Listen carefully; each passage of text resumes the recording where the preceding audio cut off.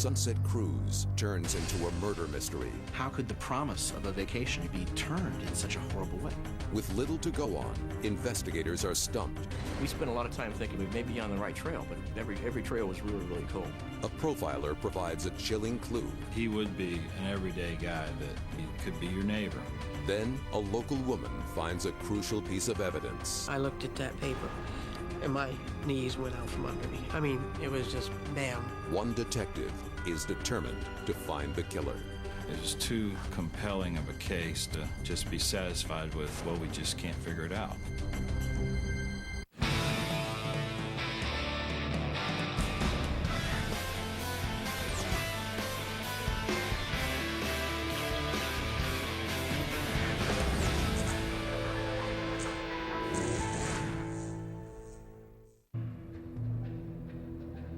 For 3 years, Detective Glenn Moore investigated one of the most notorious homicide cases in Florida's history. When his leads turned cold, he drove the streets of Tampa, searching for anything that might lead him to a serial killer. I was out to catch a demon. For whatever reason, God put me in that position to go after him. We are in a time and period in our society in which angels and demons are at a heightened time of battle over the souls of men.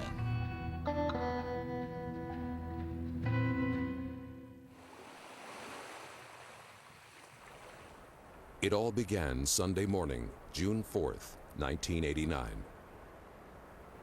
The Coast Guard finds the bodies of 3 women floating in Tampa Bay. The 3 unidentified females are bound with duct tape and weighted with cinder blocks. The police tag them Jane Doe 1, Jane Doe 2, and Jane Doe 3. The coroner says it's possible the women were thrown overboard alive.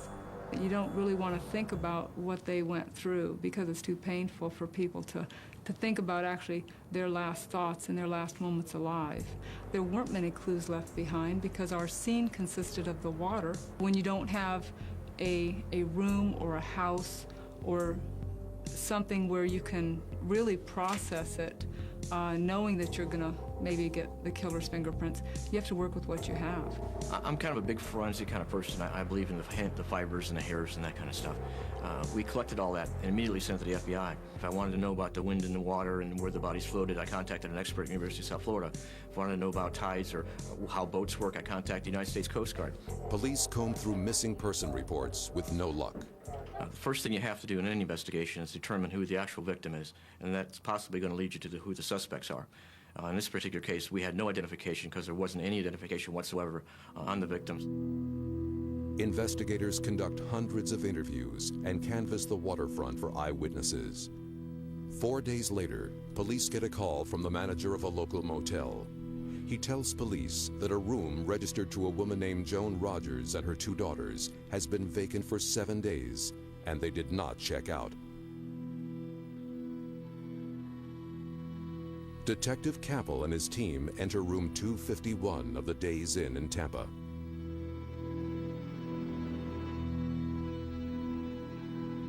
There were balloons, there was stuffed animals, there was toys laying around, ladies' makeup was on the counter.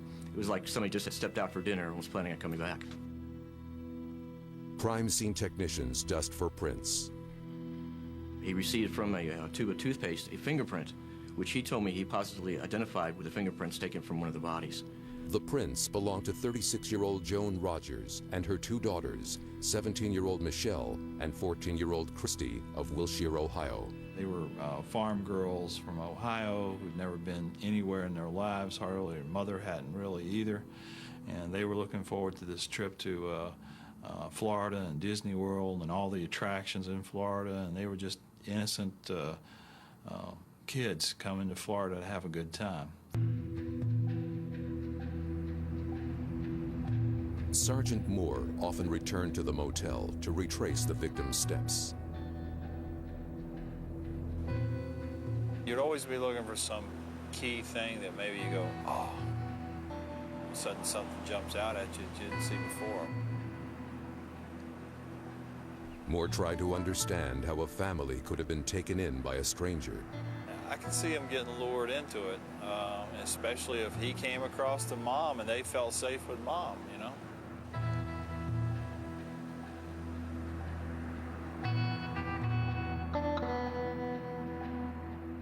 Police find the Rogers car abandoned at a boat dock only a mile away. Inside the car, police discover a travel brochure along with days in stationery with handwritten directions on them. The puzzling words, blue with white, are scribbled on the stationery. Investigators examine snapshots of the Rogers dream vacation. There is a photo of Michelle at the motel. Her hair still damp from a shower. She looks ready to go out. But where? And with whom? You're in the Magic Kingdom. You shouldn't have to be afraid of anything. And that's one of the things that's amazing about the case is that the myth of Florida, this myth that we sell, in some ways is responsible for their death. Weeks pass and leads dwindle. Investigators say their best tips have been exhausted. Police offer a $5,000 reward for information. 4 months later, Detective Jim Capel learns that a Canadian woman had been sexually assaulted on board a blue and white boat in Tampa Bay, only 2 weeks before the murder of the Rogers women. The similarities between the two crimes were striking. Capel's instincts tell him this could be a major lead. He calls the victim. I just told her how important it was that I speak with her, and that how I felt at the time that her sexual battery case was probably involved in the triple murder case. I felt really sure of that at the time. It was kind of a feeling of this could be a break. This could be one of the bigger breaks. Capel goes to Canada to interview the victim. She tells him that her attacker was a middle-aged white man who convinced her to go out for a boat ride. She says he bound her with duct tape and raped her. Well, he threatened to throw me overboard so the sharks could eat me, and I didn't know if there were sharks out there or not, but I've seen too many programs where they were, and I did what he said. Capel now believes that the Madeira Beach rapist is the same man who killed the Rogers women. The Canadian woman helps a police artist craft a composite sketch of the rapist. When the sketch is released to the local papers, hundreds of tips pour in. Some of them sounded promising. Almost all of them turned out to be blind alleys with little or no relevance to the case as a whole. And it was tremendously frustrating. So 1 year after the bodies of Jo Rogers and her 2 daughters were found floating in Tampa Bay, Jim Capel's investigation comes to a dead end. We spent a lot of time thinking we may be on the right trail, but every trail was really, really cold. The killer may still be walking the streets of Tampa. One of the things that's most haunting about the case is how the killer just inverted everything and twisted things that are beautiful and good into something unbelievably ugly. How could the promise of a vacation, your only family vacation of your lives, which was the only time they got a chance to do that, Joan, the girls, that promise be turned in such a horrible way? He used all these and the promise of Florida and the sunshine and the beach and Mickey Mouse. He took that really kind of wonderful myth and used it as a weapon. When we return, the investigation moves to Ohio and uncovers the secrets of the Rogers family.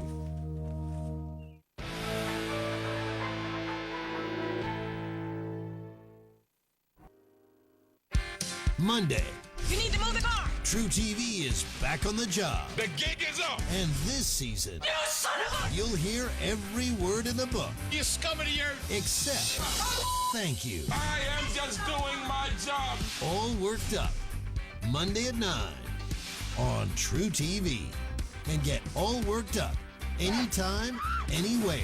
Can you believe that? Catch full episodes online now at TruTV.com/workedup. Every Wednesday. I am here to take this car. The most addictive show on television is back. Back up right now, man. I'm not playing with you. And moving to Wednesday night. It's a repossession. Do you understand that? This is the most explosive season yet. Oh, it's real funny, huh? All new shows. All new night. All new Operation Repo. Are you getting all this? Get hooked every Wednesday at 9 on TruTV.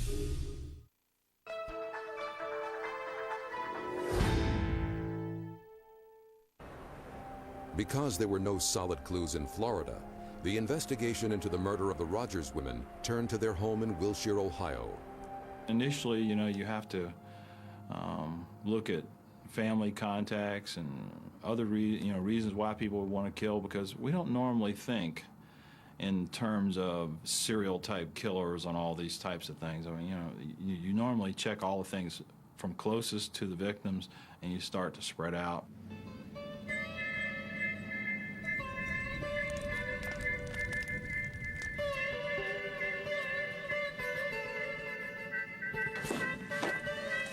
Detectives question Hal Rogers, a man who today still struggles with his loss.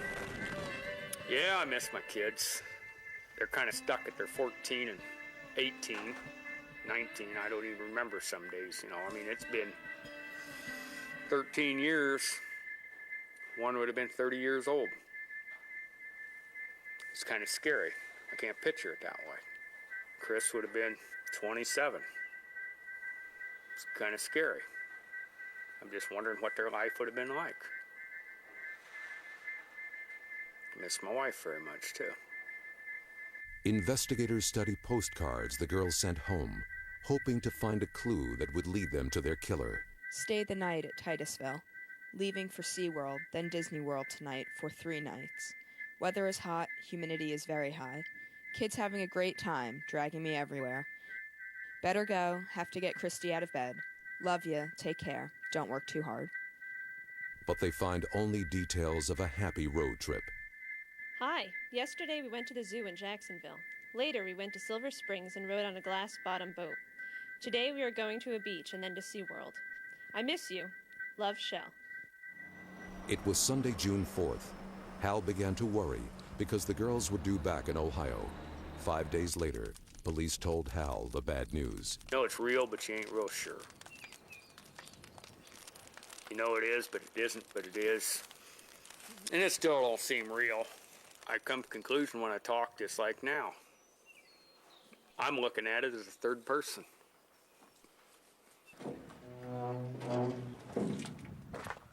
Hal Rogers had stayed behind to work his farm while his family made their fateful journey. I basically got gaps where I don't remember a year or so in there at all. I think I do, but I don't really think I do. You ain't real sure if it's real or not. Biggest thing is, I had real good friends. If I didn't feel like staying home, I'd just go over there and go in and lay down on the couch and go to sleep. They didn't think nothing about it. They didn't worry about it. It's just one day at a time. If one day's too much, you go by hour by hour. If that's too much, you just figure, well, I'll get through the next 5 minutes and go on from there. 2 weeks after the bodies of the Rogers women were found, they were buried in Van Wert, Ohio. Life goes on whether you want it to or not. I worked my 15 hours a day and called it good enough. He was very close to the girls and to his wife. They worked together. They not only shared their home, but they worked the farm together as a family. And it was not only devastating for him emotionally with their loss, but he had to hire people, and it was financially tough on him, too. But because Hal shows little emotion at his family's funeral, there are rumors in Wilshire that Hal may have had something to do with his family's murder. And I think Hal and the others were just doing their best to get through it day by day. But the things he was doing to help him hang on were some of the very things that made some of the people suspect him. Even during the investigation as it went along, people would say, I read the paper and I know the father did it. At the time, there was a heck of a lot of controversy swirling around about it, about how maybe I did it and all this. And there's still people that ain't ever really going to be sure because they don't know. The people that ain't sure are scared to death because something like that could happen to them. Well, the police ascertained pretty quickly that Hal was seen on the farm the day of the murder and the day after, and that it would have been very, very difficult, I think impossible with flight schedules, to get down to Tampa Bay to do that. But they had to consider the possibility that he had hired someone. There was a question of Hal Rogers taking some money out of the bank, approximately $7,000, and we were wondering where the money was. Because that's suspicious. That's something you got to at least consider, is that he took out the money really to hire somebody. And Hal, as I recall, he had $1,000 in his pocket, and he had $6,000 in the glove compartment. By the way, you had some money drawn out. Where's it at? And I says, it's laying on the dash of the truck. in an envelope. That's where it was. So him being able to find them or to hire somebody to hurt them, it wasn't done. We accounted for all of his money. We accounted for his time there in Ohio and everything. Then it is Hal's brother John who catches the attention of investigators. Well, in the year, a couple years before the murders, it was discovered that Joan Rogers, who was Hal's brother, was accused of raping a former or a roommate of his, who was a former girlfriend. And the police also found evidence as they investigated that to show that he had molested and raped Michelle, the older daughter. But when they look further, the promising lead becomes another dead end. Michelle did not want to testify. She did not want to go through trial. And they decided to drop charges in Michelle's case, so he didn't have a revenge motive toward Michelle. He had nothing to gain by having her killed. With the family eliminated as suspects and no significant leads in the Madeira Beach rape, most of the investigators are taken off the case. Some worry whether the crime will ever be solved. If it went unanswered and we didn't do something about it, if the rest of us didn't care and remember them, and that would be beyond horrific. When we return, a new team restarts the investigation.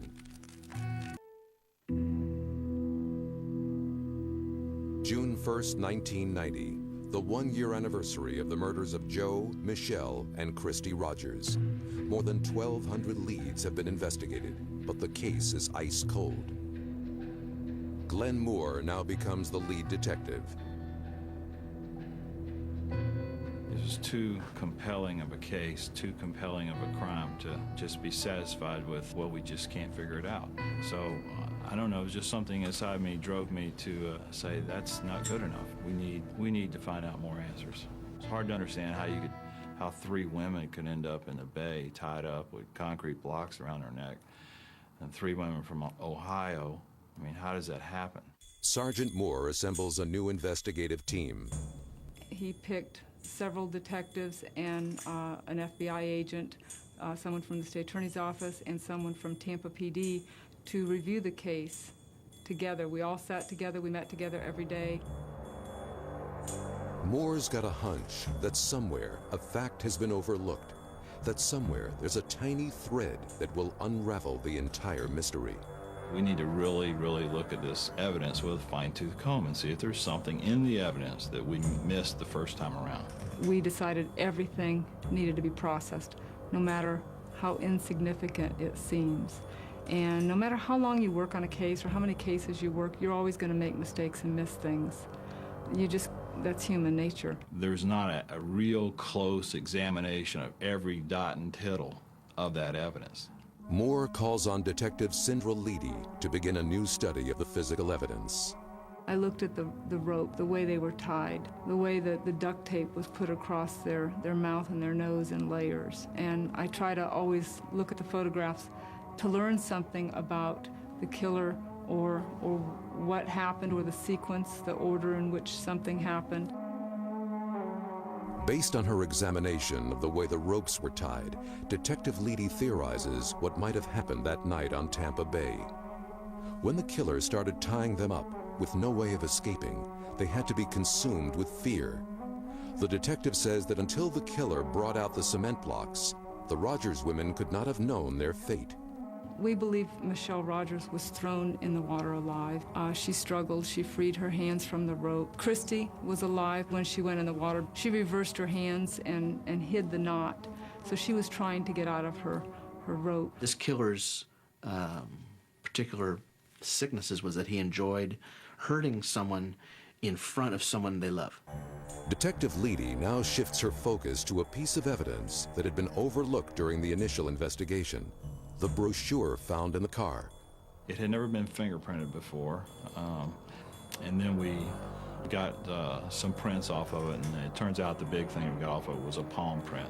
There are also questions about the handwritten directions found on the brochure. The handwriting had not been analyzed to see, okay, whose writing was it? After you examined it, you realize this was some instructions on how to get to the motel from somewhere in Tampa. Investigators send the brochure to a handwriting expert for analysis. The expert determines that the scribbled directions were not written by any of the Rogers women.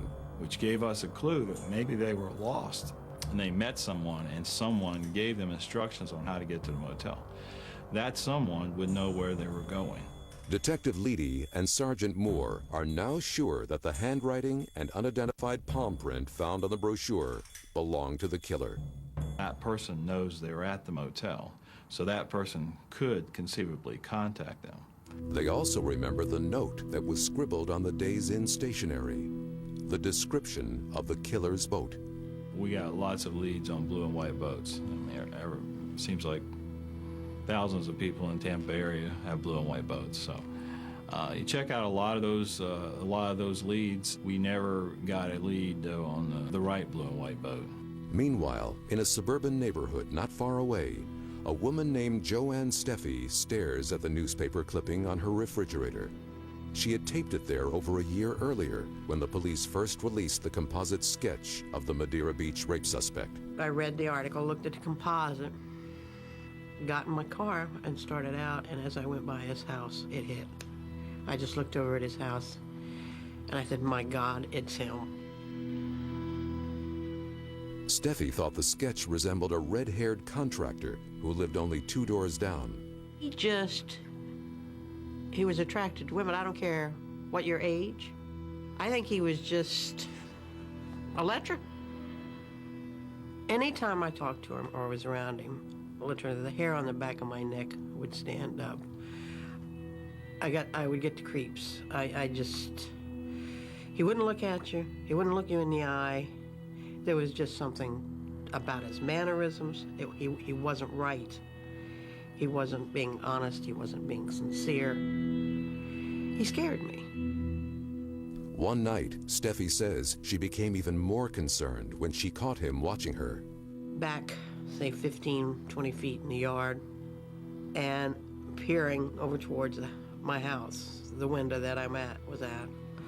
So I turned off all the lights and stood there and watched him because I was scared. This was after I had seen the composite, and I was really scared. So I watched him. It lasted 5 to 10 minutes. I couldn't tell you how long. He was either looking at my window or back and forth or looking at the young girls across the street upstairs. Friends told Steffi that their neighbor didn't look like the drawing and warned her that unsubstantiated accusations could ruin a man's life. Terrified, Steffi never called police. Meanwhile, Sergeant Moore asks the Behavioral Science Unit of the FBI to formulate a profile of the killer. The FBI's analysis of it was that this was a guy who had lived in the area for quite some time.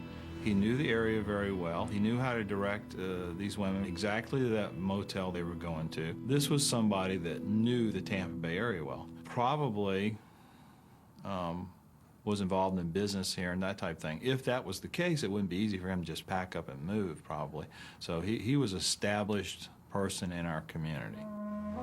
The FBI profiler confirms their theory that the killer planned the murder, chose his victims, used a weapon, isolated them out on the bay, and used duct tape to keep them in control. He raped them and then weighed them down with cement blocks as he threw them into the water alive. One of the things the profiler said is the reason he did not put duct tape over their eyes is because he wanted to see the fear in their eyes as he tormented them. The FBI gives them one more chilling clue. We were looking for a serial killer, and that's one of the things that the profilers told us, is that this person has killed before the Rogers women and will kill again, because he chose 3 victims this time. And a first-time killer doesn't do that. As I was driving around, whether it was on duty or off duty, I was constantly trying to be in the field of the killer, where he would be, what he was thinking.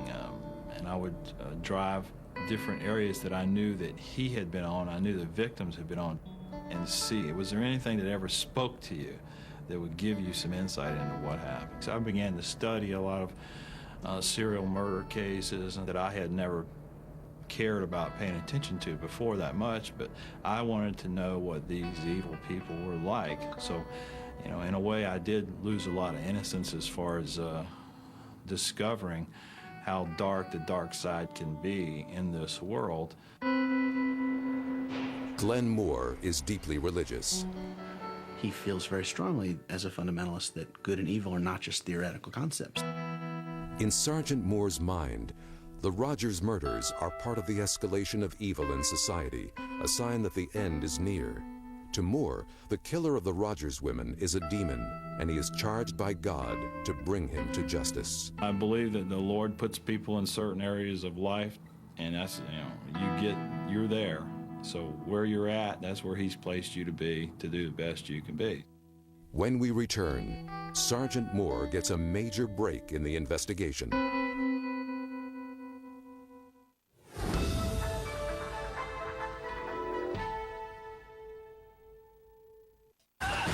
The most outrageous countdown show on television is back. All new Top 20 Most Shocking every Thursday at 10 on TruTV.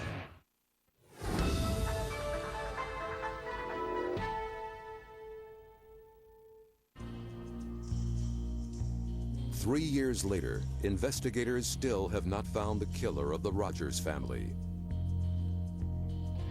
We did establish like a personal bond, so to speak, with them. We put their pictures up on a board, their little girl pictures of the two girls standing next to a Christmas tree.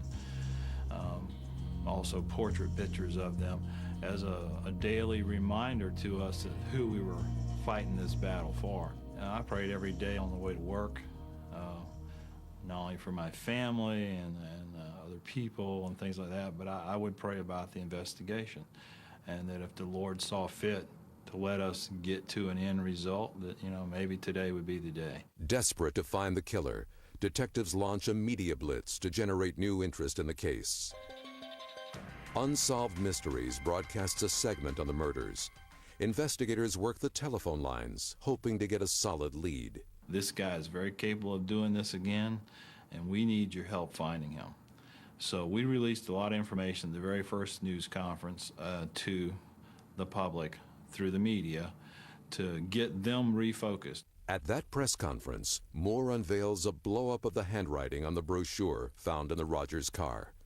We put out that we believed that the person who wrote this, in all likelihood, could be the killer of the Rogers women, and we wanted people to look for this handwriting. Moore hopes his strategy will smoke out the killer. I believe that the person was still in our midst.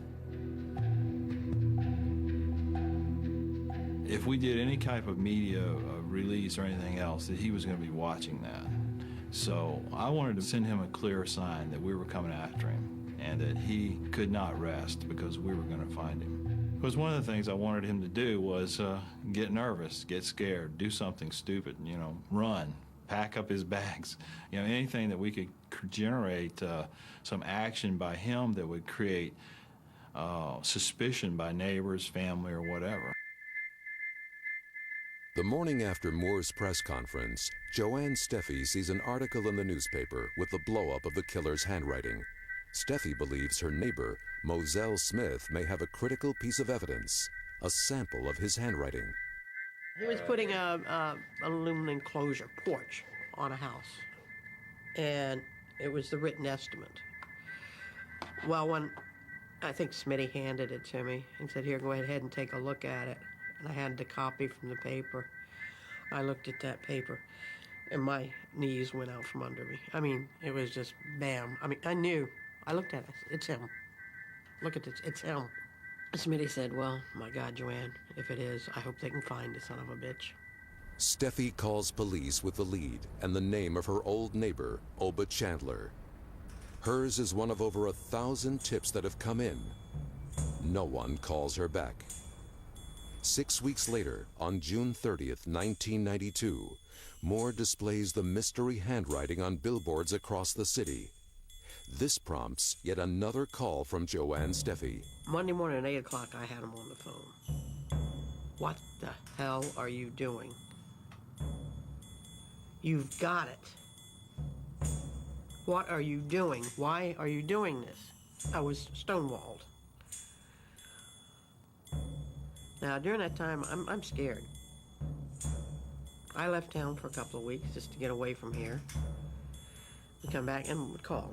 Nothing. Nothing. 2 months later, her persistence finally pays off. Moore sends investigators to obtain an original copy of the contract with Oba Chandler's handwriting on it. And once the handwriting came in and the forensic people looked at it was clearly a match. And things really heated up at that point, and we were working long hours and long days to try to put a case together. Steffi tells Detective Moore that Chandler lived directly across the bay from the boat dock where the Rogers car was found. A background check on Chandler reveals a long rap sheet, including arrests for counterfeiting, burglary, and armed robbery. He was a peeping Tom, and of course he had a boat and a car that matched the description from the rape victim in Canada, that description that we had. A mugshot photo of Chandler bears an uncanny resemblance to the composite sketch of the Madeira Beach rape suspect from years earlier. 3 years after the murders, investigators are ecstatic. Oh, we have got the guy. But then it was right back at it. Now we know who he is. Now how we get him in jail? How do we arrest him? How do we convict him? How do we do what we came here for? Moore wants Chandler off the streets. Because he doesn't have enough evidence to arrest him for murder, he reopens the Madeira Beach rape investigation. They took a photo of Chandler to the woman up in Canada who had been raped off of Madeira Beach and showed it to, had her, and she picked it out of a photo pack. So she was able to identify Chandler as her attacker. At the same time, Moore puts Chandler under round-the-clock surveillance. Police post a video camera near Chandler's front door and tap his phone. An unmarked car tails Chandler's every move. We get to the point of we say, okay, we're going to arrest him. We're not waiting any longer. And they had him surrounded at that point. People were moving in positions. A big thunderstorm comes through. The people on the ground at the moment lost visual on him, and he pulled out somewhere, went on a side street, next thing he was gone. At that point, they're sure that this guy is not just a rapist, but a murderer of these three women. Then, by tracing a phone call he makes to his wife, police learn that Chandler is on his way home. When investigators finally pinpoint his location, Sergeant Moore arrests him for the Madeira Beach rape. I thought it would be interesting to see what his reaction was, but his reaction was nothing. It was like, what took you so long? He didn't impress me at all as being a smooth talker or even a ladies' man or a con artist. I really wondered when I finally met him what people found so interesting about him. With Chandler in custody, Moore and his team must find a way to prove he murdered the Rogers women. When we 3 years after the murders, Oba Chandler is in jail on the Madeira Beach rape charge. The state attorney's office needs more evidence to indict Chandler for the murders of the Rogers women. Because Chandler no longer owns the blue and white boat that police believe he used in the murders, investigators search his house and even dredge the canal behind it, looking for clues. He was a very, very odd person. Some of the men we interviewed felt uncomfortable around Chandler because they thought he was too friendly toward women, too outgoing. And a lot of the people could see right through him, that he was all talk. They find 41-year-old Oba Chandler has a talent for moving from woman to woman. A year before the murder, Chandler married Deborah Ann Whitman, his fifth wife. They bought a house on Dalton Avenue in Tampa Bay. Police quickly learned he'd been in trouble with the law and had had a very violent past virtually all his life. And it had intensified in the years before the murders. Back when we were growing up, you know, we used to go rat hunting. Big rats, street rats, you know? Okay, and I like remember him with a stick, and he'd put a nail on the end of it, and he would kill the rats. And he'd say, well, sis, there's another one that won't bite you. Family members tell investigators there was a turning point at age 10. Chandler found his father hanging in the basement. So that was pretty traumatic. His criminal activity started after that, very soon after that. At his father's funeral, Chandler threw himself into the open grave and kicked at his father's coffin. At 14, he was stealing cars. My whole life has been running from the police. Starting from 1969, when I was first arrested. You gotta remember something, where I was raised up as a kid. The majority of the time, you wasn't arrested. When you was caught doing something, you got the beat out of you with sticks, nightsticks by the cops. Investigators finally locate Chandler's boat. He had sold it only months after the murders. It matches the exact description given to police by the rape victim. The state attorney indicts Chandler for the murders. On September 19, 1994, Oba Chandler goes to trial, 5 years after the murder of Joe, Michelle, and Christy Rogers. Defense attorney Fred Zinnober says the prosecution's case has no real evidence tying Chandler to the murders. Try as they might, they couldn't find anything to link this guy to the crime, and Chandler absolutely, 100% insisted that, yes, I met these ladies, I gave them directions, but I had nothing to do with that this was just a series of bad coincidences that led to fingers being pointed at him, but didn't lead to proof beyond a reasonable doubt that this is the right guy. The prosecution does not have proof that Chandler was out on the water that night. So as the trial continues, so does the investigation. One of our investigators was very persistent in going after the phone records for the Chandler's residence. And even though we'd been repeatedly told they were not in existence, he convinced some people at General Telephone to continue looking. They were able to establish for sure he was on the water those nights, and that was crucial. That was what they call the silver bullet.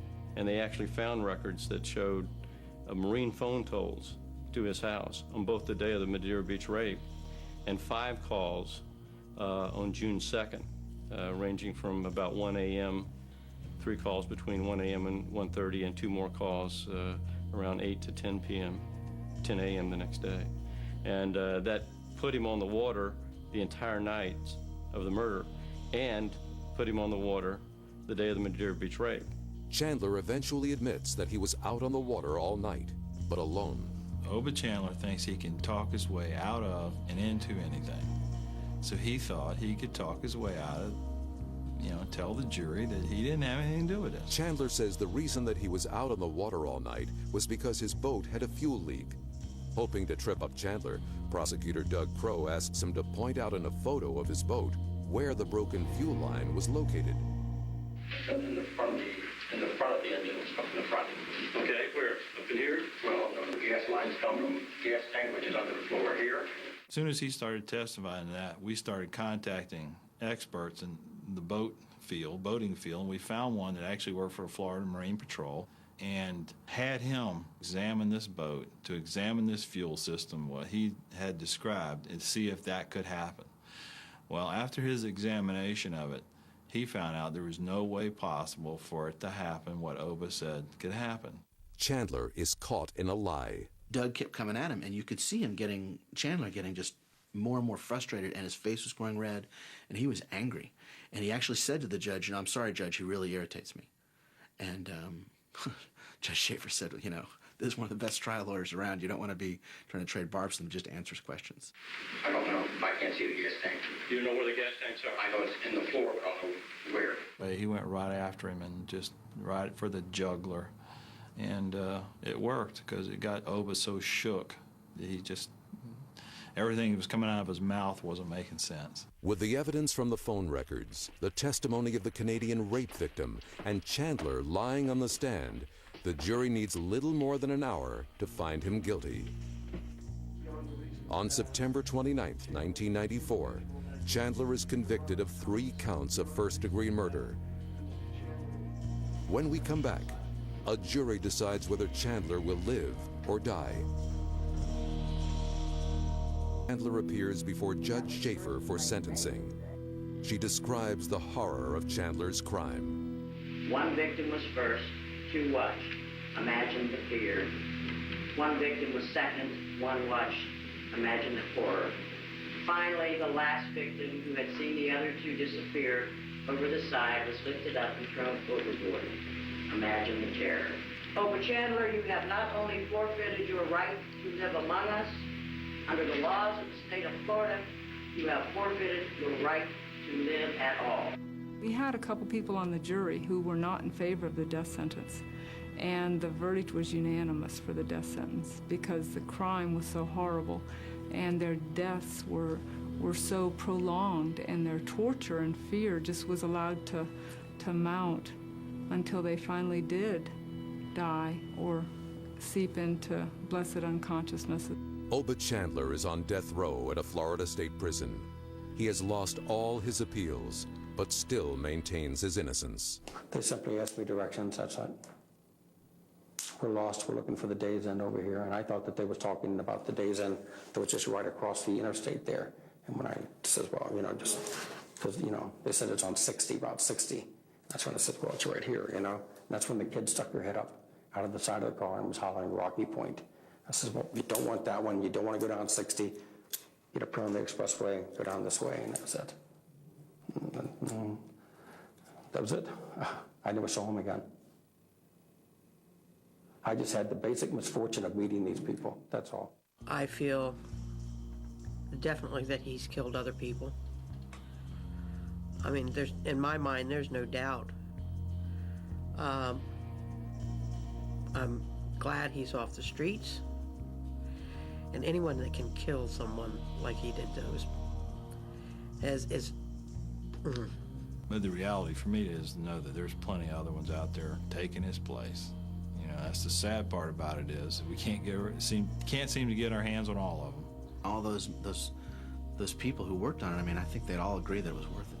I mean, you cannot allow someone to do what happened to Jo and her daughters and get away with it. And I think it's really important to the rest of us that the system did not forget them. The system fails sometimes, but in this case, the system went after justice with just incredible energy and creativity, and you know, they worked their butts off. I mean, an awful lot of people to see that justice was done. I believe that Oba Chandler is demon possessed. For whatever reason, I was put in a place to go after him.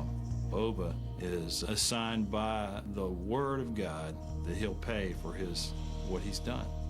So that's not in my hands anymore. It's in God's hands. What's going to be the end demise of him, and if it is that he be executed, then he's executed.